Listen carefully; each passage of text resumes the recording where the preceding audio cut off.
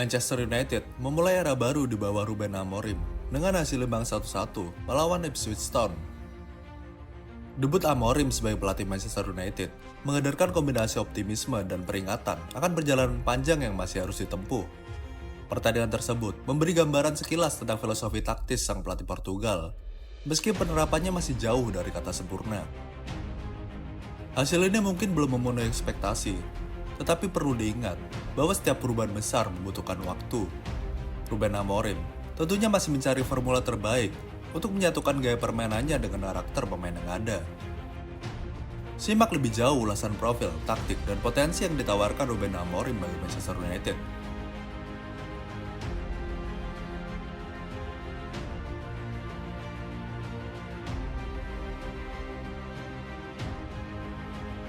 Lahir pada 27 Januari 1985 di Lisbon, Portugal, Ruben Amorim memulai karirnya sebagai gelandang dan bermain untuk klub seperti Belenenses dan Benfica, serta tampil 14 kali untuk tim nasional Portugal.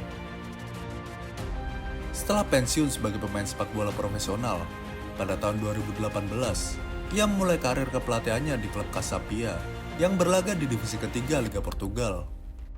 Namun ia sempat terlibat masalah lisensi dan sempat diskors karena dianggap memimpin tim tanpa kualifikasi resmi UEFA. Meskipun larangan tersebut akhirnya dihapus, Amorim memutuskan untuk meninggalkan Casapia dan melanjutkan ke tim B Sporting Braga.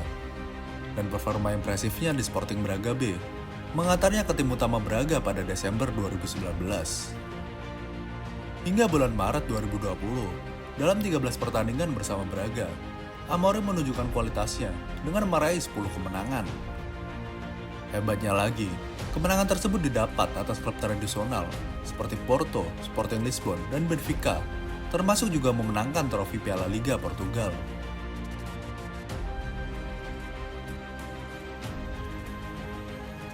Pada 4 Maret 2020, Ruben Amorim secara resmi ditunjuk sebagai pelatih kepala Sporting Lisbon setelah hengkang dari Sporting Braga. Penunjukan ini mengejutkan dunia sepak bola Portugal, bukan hanya karena status Amorim sebagai pelatih muda dengan pengalaman minimal, tetapi juga karena biayanya yang mencatat rekor. Sporting Lisbon membayar 10 juta euro untuk memboyong Amorim dan menjadikannya salah satu pelatih termahal dalam sejarah sepak bola dunia. Meski penunjukannya diiringi rasa skeptis, keputusan Sporting Lisbon terbukti tepat. Amorim tidak hanya membawa stabilitas, tetapi juga membantu klub mengakhiri puasa gelar Liga Portugal selama 19 tahun pada musim penuh pertamanya di 2020-2021. Tidak hanya berhenti di situ, Amorim terus menunjukkan kualitas kepelatihannya dengan memimpin Sporting meraih gelar Liga lagi pada musim 2023-2024. Ia juga mempersembahkan beberapa gelar lainnya dan membawa Sporting kembali bersaing di panggung domestik maupun Eropa. Selama di Sporting, Amorim mempersembahkan 5 gelar dalam bentuk 2 gelar Liga Portugal, 2 gelar Piala Liga, serta 1 Piala Super Portugal. Prestasi ini memperkokoh posisinya sebagai salah satu pelatih muda terbaik di Eropa. Total dari 231 laga menunggangi Sporting, Amorim catatkan 164 kemenangan, 34 kali seri, dan 33 kali kekalahan, dengan rasio kemenangan mencapai 71%.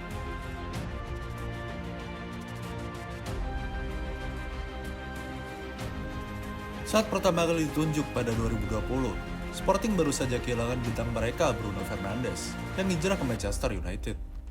Ini menjadi tantangan besar bagi Amorim, yang kemudian memilih untuk membangun ulang tim dengan mengandalkan pemain muda.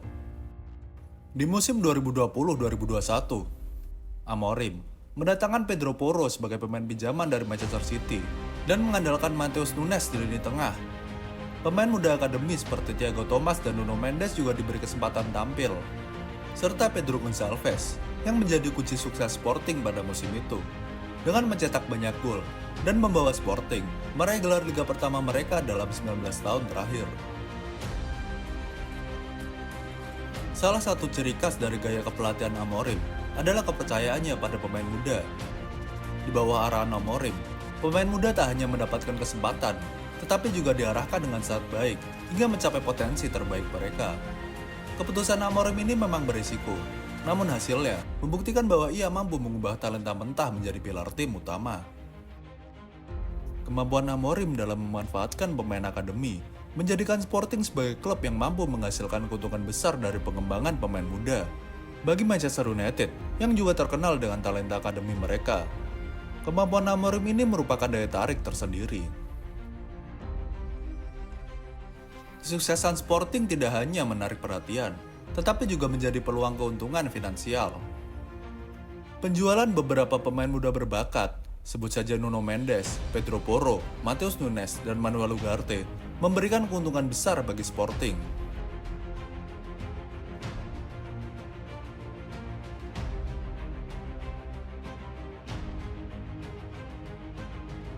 Ruben Amorim dikenal sebagai pelatih dengan filosofi berbasis penguasaan bola dan permainan menekan yang agresif. Di Sporting, ia berhasil menerapkan gaya permainan yang dominan dengan fokus pada penguasaan bola yang konsisten di semua area lapangan. Melalui pendekatan ini, Amorim mampu menjaga ritme permainan timnya, membangun serangan dari bawah, dan melakukan pressing agresif saat kehilangan bola. Dalam formasi 3-4-3 yang menjadi andalannya, Amorim menjaga keseimbangan antara pertahanan dan serangan dengan menekankan penguasaan bola yang terarah dan bertujuan. Ia tidak sekedar memertahankan bola tanpa tujuan, melainkan lebih fokus pada progresi vertikal yang cepat. Dengan pola ini, tim Amorim seringkali menggunakan umpan tajam dan cepat yang memungkinkan bola bergerak dari belakang ke depan dalam waktu yang singkat, yang mengacak struktur pertahanan lawan.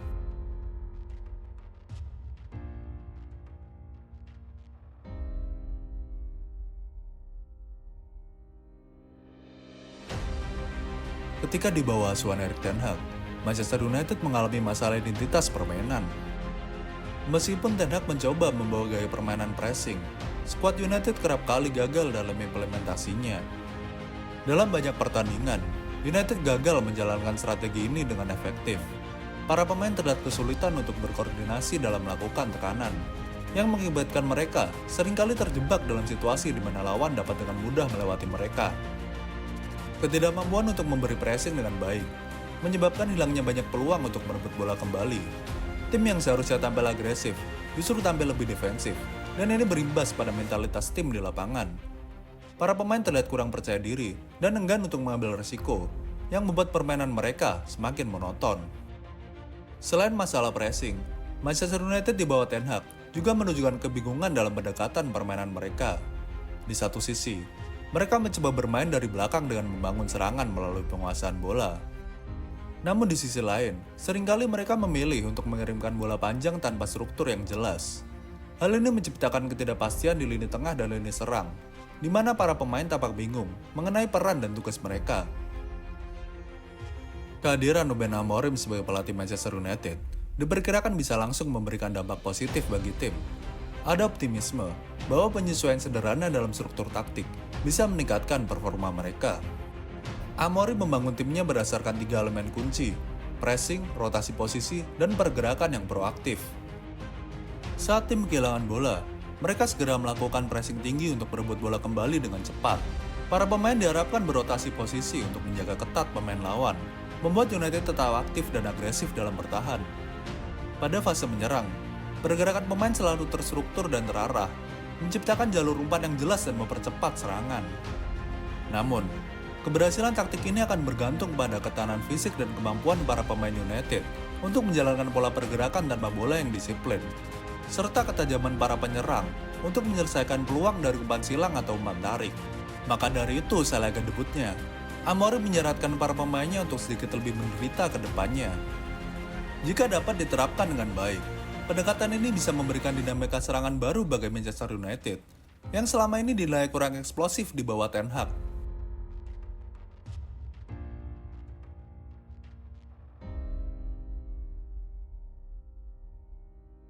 Di Sporting, ia berhasil membangun tim yang tidak hanya agresif dan menyerang, tapi juga terstruktur secara defensif.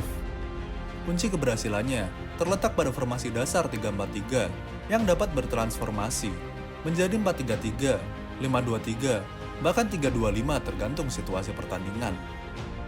Formasi ini membutuhkan bek tengah yang piawai dalam menguasai bola, yang seharusnya tidak jadi masalah. Menilik di United memiliki pilihan pemain yang memadai, seperti Mathis De Ligt, Lisandro Martinez, Victor Lindelof, Harry Maguire, dan Jonny Evans. Selain itu, pemain muda berbakat Leny Yoro yang diharapkan kembali fit sekitar akhir November dapat memberikan opsi tambahan di lini belakang. Namun dengan formasi 3-4-3, beberapa pemain United mungkin harus beradaptasi dengan peran yang baru. Dalam pertandingan melawan Ipswich Town, Amorim mencoba beberapa pendekatan taktis yang berbeda, termasuk menempatkan Noussair Mazraoui sebagai bek tengah dan Amad Diallo sebagai wingback. Keputusan ini memberikan impresi positif.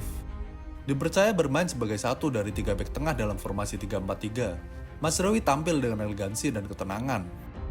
Sementara Amad Diallo, dalam beberapa kesempatan, ia terlihat nyaman memainkan bola di area sempit sambil tetap mendukung pertahanan.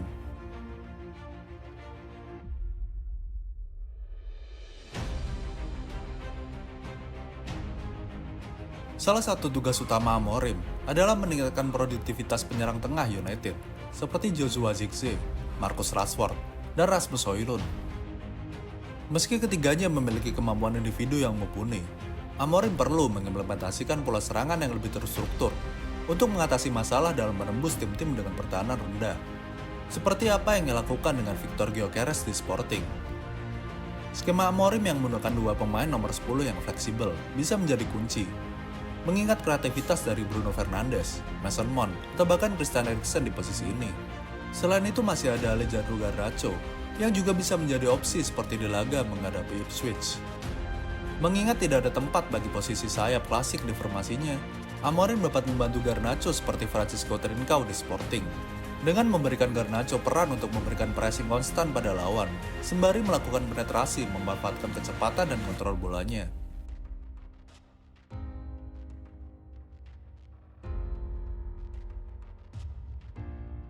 Di Sporting, Amorim mampu menerapkan taktik dan bola permainan sesuai keinginannya dengan dukungan penuh dari para pemain.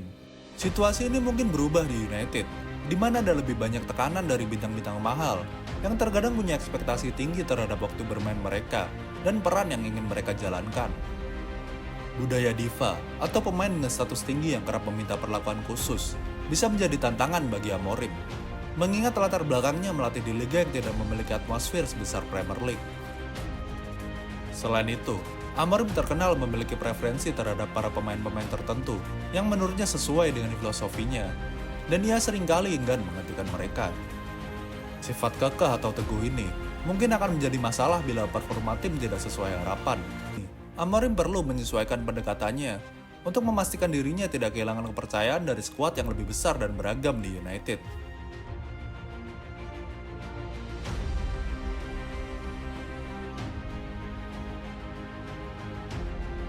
Dengan rekam jejak gemilang bersama Sporting, Amorim hadir membawa harapan baru untuk membangkitkan kembali kejayaan United. Ruben Amorim dinilai membawa visi, keberanian, dan potensi untuk mengubah arah perjalanan Manchester United.